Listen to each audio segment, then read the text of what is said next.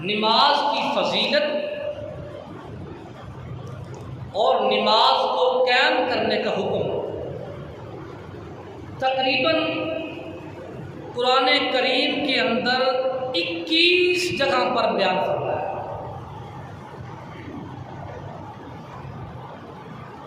اور نماز کا جو ذکر ہے وہ پورے قرآن کریم کے اندر تقریباً اللہ رب العزت نے 750 مرتبہ بیان فرمایا۔ بات سمجھ رہی؟ نماز کو قائم کرنا اور نماز کی فضیلت یہ بیان تقریباً اللہ رب العزت نے قرآن کریم فرقان حمید کے اندر 21 بار بیان فرمایا، اور ویسے نماز کا تذکرہ کسی موضوع پر بھی یہ تقریباً 750 بار اللہ رب العزت نے اپنے قرآن کریم میں ارشاد فرمایا۔ اللہ تعالیٰ نے قرآن کریم میں بھی فرمایا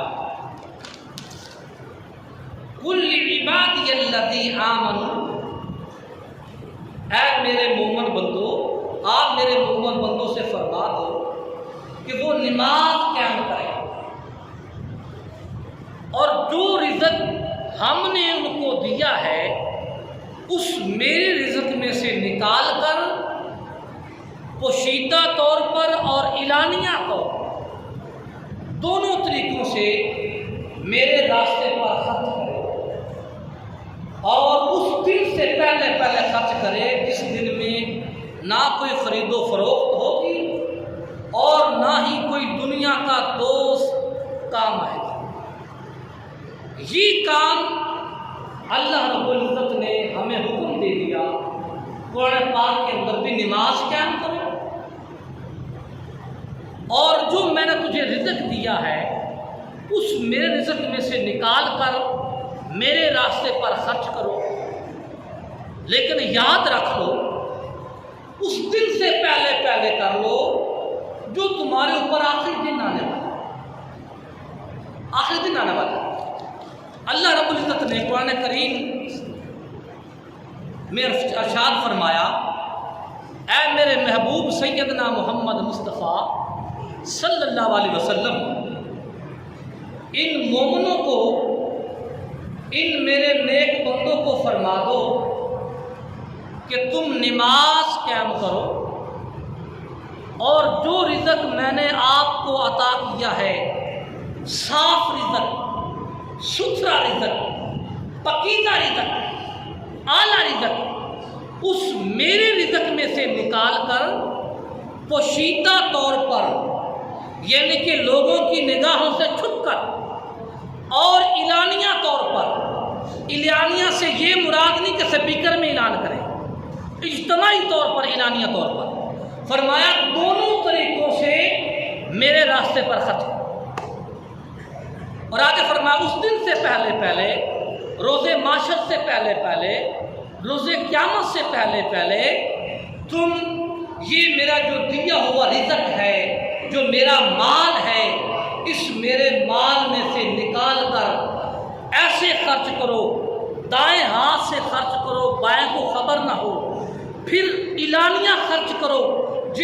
جو شخص بے شعور ہے، جن کو شعور نہیں ہے کہ رزق دینے سے رزق بڑھتا ہے، کم نہیں ہوتا، اس لیے تم اعلانیہ طور پر بھی میرے راستے پر تقسیم کرو، بانٹو، تاکہ ان کو بھی خبر چل جائے کہ یہ اللہ کا رزق ہے۔ اگر اللہ کے رزق سے نکال کر اللہ کے راستے پر غریبوں کو، مسکینوں کو، بیواؤں کو، محتاجوں کو، سفید پوشوں کو یہ اگر دیا جائے تو اللہ کے رزق میں کبھی کمی نہیں آتی۔ بات سمجھ آئی آپ کو؟ اللہ کے رزق میں کمی نہیں آتی۔ آگے چلیے، آگے فرمایا لیکن یہ سب کچھ اس دن سے پہلے کر لو جب کوئی خرید و فروخت نہیں ہوگی، جب کوئی دوست کام نہیں آئے گا، جب کوئی رشتہ دار کام نہیں آئے گا، سب دوڑ جائیں گے، سب بھاگ جائیں گے۔ بیٹا باپ کو دفن کر رہا ہوگا، باپ بیٹے کو دفن کر رہا ہوگا، بھائی بھائی کو ناتا چھوڑ رہا ہوگا، بھائی بہن کا ناتا چھوڑ رہا ہوگا، کوئی دوست جو قریبی دوست ہے، سب رشتہ دار سب چھوڑ چھاڑ کر منہ موڑ کر وہ چلے جائیں گے اپنے وطنوں کی طرف۔ لیکن اس وقت کوئی کام نہیں آئے گا، اس وقت سوائے نماز کے، سجدوں کے، تسبیح و تحلیل کے، حمد و ثنا کے، جو مال تو نے نکال کر یتیموں کو، مسکینوں کو، بیواؤں کو، غریبوں کو دیا تھا اور سواد پوش کو دیا تھا، سوائے ان عمل کے اور کوئی عمل کام نہیں آئے گا۔ ہر ایک ناتا چھوڑ جائے گا، لیکن قرآن اور نماز ناتا تو بن نہیں۔ اس لیے فرما کل عبادی الذی آمنوا یقیموا الصلاۃ، آپ میرے مومن بندوں سے فرما دیں کہ وہ نماز قیام کریں۔ نماز قیام کرنے کا مقصد یہ تھا کہ نماز قیام کرو اور نماز قیام کر کے سخی بن جاؤ، اور میرا دیا ہوا رزق جو ہے، مال ہے، اس کو غریبوں کے راستے پر بانٹو، اور فرمایا اپنے آپ کو درست کرو۔ ذرا آگے چلو۔ حضرت شقیق البلخی جناب سرکار کے ایک مرید تھا، حضرت حاتم الاصم رحمہ اللہ تعالی، آپ کو مرید تھا۔ حضرت شقیق البلخی نے پوچھا، میرے بیٹے بتا، تو نے میری بیعت کی ہے، میری صحبت میں رہا، میری غلامی میں رہا، میری خدمت کرتا رہا، بتا اتنا عرصہ تو نے میری صحبت میں گزارا ہے، بتا تجھے کیا ملا میری صحبت سے، میری بیعت سے تو نے کیا سیکھا؟ عرض کی حضور ہے میرے شیخ کامل، جب میں نے آپ سے بیعت کی ہے نا تو اللہ نے میری روحانیت کی آنکھ کھول دی اور مجھے آپ کے در سے بڑا فیض ملا ہے۔ پھر میں نے آپ کے توسل سے اس پوری کائنات کا مشاہدہ، مشرق سے مغرب، شمال سے جنوب مشاہدہ کیا۔ میں نے کہا دیکھوں تو صحیح، رب کائنات نے یہ پوری کائنات سجا رکھی ہے،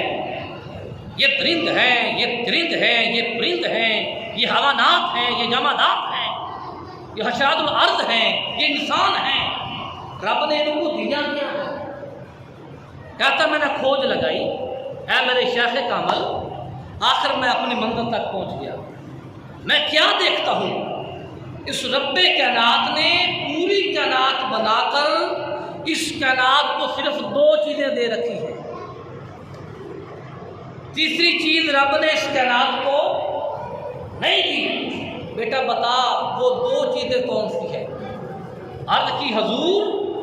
اس کائنات کے اندر رب کائنات نے یا کسی کو محب بنایا ہے، یا کسی کو محبوب بنایا، یا کسی کو عاشق بنایا ہے، یا کسی کو معشوق بنایا ہے، بس یہی کچھ دیا ہے اللہ تعالیٰ نے اس کائنات کو۔ آپ انسان کے انسان کے ساتھ تعلق دیکھیں، جانور کے ساتھ جانور دیکھیں، پرند کے ساتھ یہی تعلق ہے۔ حضور میرے شیخ کامل،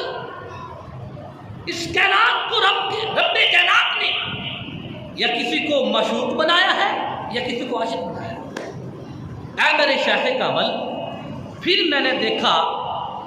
میں نے مشاہدہ کیا، میں دیکھوں تو صحیح کہ یہ کیسے محب ہیں، یہ کیسے عاشق ہیں، یہ کیسے غلام ہیں۔ پھر میں نے دیکھا، اے میرے شیخ کامل،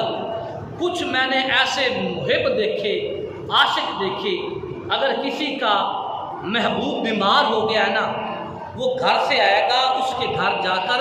اس کی عیادت کرے گا، پوچھ گچھ کر کے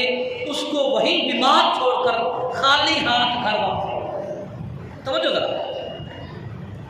اے میرے شیخ کامل، کچھ میں نے ایسے بھی محب دیکھے ہیں، عاشق دیکھے ہیں، اگر کسی کا محبوب بیمار ہو گیا ہے، وہ آئے گا، عاشق وہ محب آئے گا اپنے محبوب کے پاس، آ کر اس کو وہاں سے اٹھائے گا اور ہاسپٹل کے بیڈ پر لٹا کر علاج معالجے کے لیے وہاں چھوڑ کر تنہا واپس آ جائے گا۔ اے میرے شیخ کامل، میں نے کچھ ایسے بھی محب دیکھے ہیں، ایسے بھی عاشق دیکھے ہیں، اگر کسی کا محبوب وفات پا گیا ہے تو وہ عاشق آئے گا، وہ محب آئے گا،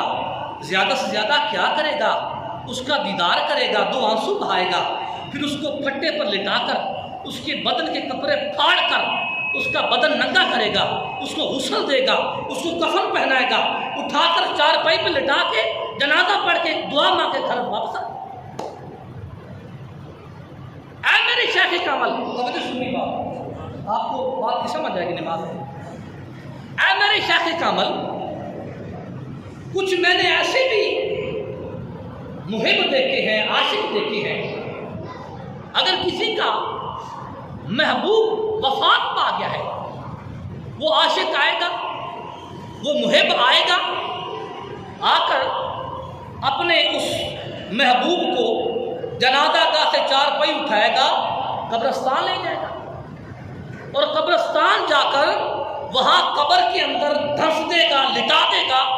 اوپر سے قبر کو بند کر کے مٹی ڈال کے اس کو پور کر خالی ہاتھ واپس لوٹائے گا۔ اے میرے مرشد کامل، اے میرے شیخ، یہاں تو سارے محب مروانے کے لیے تیار ہیں، یہاں تو ایک بھی ایسا محب اور عاشق نہیں جو اپنے محبوب کو بچائے۔ یہاں تو کوئی اس اپنے محبوب کے لیے کوئی گڑھا کھود رہا ہے، کوئی کفن پہنا رہا ہے، کوئی کندھا دے رہا ہے، کوئی اس کو قبر کے اندر دھنس رہا ہے، کوئی مٹی ڈال رہا ہے۔ یہ تو سارے محبوب اور عاشق جتنے ہیں اس محبوب کے، وہ سارے مروانے کے پیچھے لگے ہوئے ہیں، بچانے والے ایک بھی نہیں ہے۔ اے میرے شیخ کامل، مجھے کوئی ایسا محب نہیں ملا، اگر کسی کا محبوب مرا ہے، قبر میں گیا ہے، تو وہ عاشق بھی ساتھ قبر میں لیٹ جائے۔ مجھے کوئی ایسا محب نہیں ملا، اگر محبوب قبر میں گیا ہے، اس کی قبر اندھیری ہے تو وہاں اجالا کر دے۔ اگر اس کسی کا محبوب مرا ہے، قبر میں گیا ہے، اس کو قبر میں پیاس لگی ہے، تو عاشق آ کے وہاں پانی پلا دے، وہاں جنت البقیع سے آ کر بستر دے دے، وہاں سے آ کر اس کو کھانا کھلا دے، وہاں اس کی جو مشکلات حل کر دے۔ اے میرے شیخ کامل، یہاں تو سارے مروانے والے اکٹھے ہوئے ہیں، بچانے والا تو ایک بھی نہیں ہے۔ کوئی دفن کر رہا ہے، کوئی غسل دے رہا ہے، کوئی جناب کندھا دے رہا ہے، کوئی دفن کر رہا ہے۔ اے میرے مرشد پاک، اے میرے شیخ کامل، پھر میں نے تلاش کیا، میں نے کہا کہ مجھے کوئی ایسا محب ملے، مجھے کوئی ایسا دوست ملے، کوئی ایسا عاشق ملے جو میرا ناطہ کسی حالت میں نہ چھوڑے، میں کسی گھاٹی میں اتروں، میرا عاشق، میرا محبوب میرے ساتھ ہو۔ اگر میں قبر میں جاؤں، میں قبر میں بعد میں جاؤں، وہ میرا محبوب، میرا عاشق پہلے قبر میں بیٹھا ہو۔ میں نے تلاش کیا پوری کائنات میں، کوئی مجھے ایسا عاشق مل جائے، کوئی ایسا دوست مل جائے، کوئی ایسا سہارا مل جائے جو میں قبر میں بعد میں جاؤں، پہلے وہ بیٹھا ہو۔ پھر میں نے تلاش کیا، اے میرے شیخ کامل، میرے مرشد پاک، آخر میں منزل تک پہنچ گیا، میں نے اپنی منزل کو طے کر لیا، مجھے محبوب آخر ایک ایسا مل گیا، میں جب مروں گا، قبر میں جاؤں گا، میں بعد میں قبر میں ہوں گا، پہلے وہ کھڑا ہوگا۔ اگر میری قبر میں اندھیرا ہوگا تو اجالا کر دے گا، اگر پیاس لگے گی تو وہاں مجھے آب حوض کوثر سے جام پلائے گا۔ آپ نے فرمایا، اے میرے بیٹے،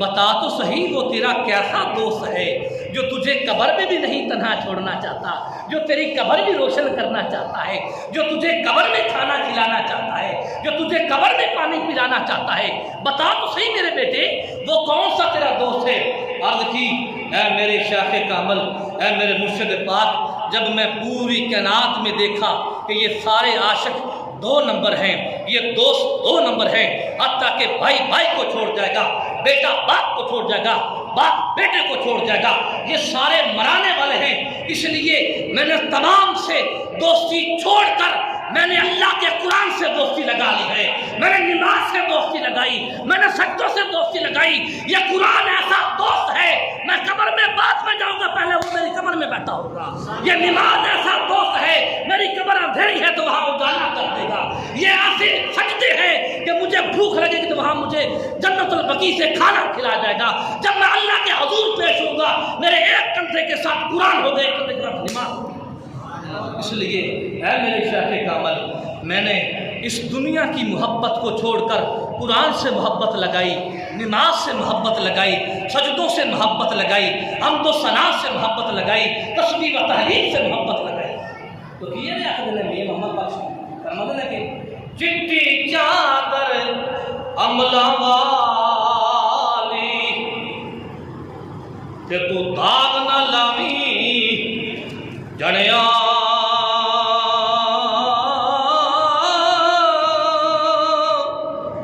حشر دیاڑے تو مڑنا آکھی ہائے ربا کی بڑیا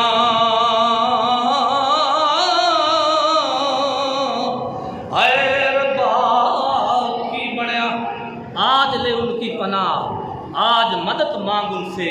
کل نہ ماننے گیا قیامت میں اگر مان دیا. آج لے ان کی پناہ، آج ان کی پناہ لے، آج ان کی مدد لے، آج قرآن کی پناہ لے، آج نماز کی پناہ لے، آج ان کی مدد لے. یہ ایسے تیرے مددگار ہیں اور ایسے تیرے سہارے ہیں، یہ ایسا تیرا یہ قلعہ ہے کہ خدا کی قسم حشر ہوگا، حشر میں سرخرو کرائے گا، قبر ہوگی، قبر میں اندھیرا میں اجالا میں تبدیل کر دے گا. آؤ ہم مل کر نماز کے ساتھ محبت کریں، قرآن سے محبت کریں. یہ دنیا کی محبت کو چھوڑ دو، یہ دھوکہ ہے، یہ دنیا دھوکہ ہے. آؤ آگے چلیے.